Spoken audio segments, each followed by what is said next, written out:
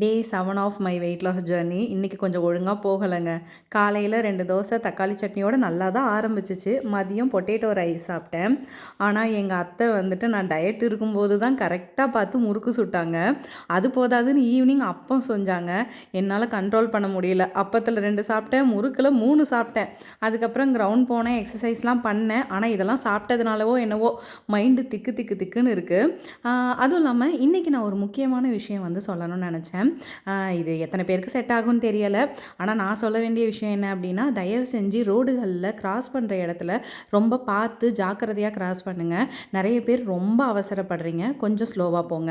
அடுத்து இன்றைக்கி வியாழக்கிழமை அப்படிங்கிறதுனால ஜிம்மை முடிச்சுட்டு டேரெக்டாக வந்துட்டு கோவிலுக்கு போயிட்டோம்.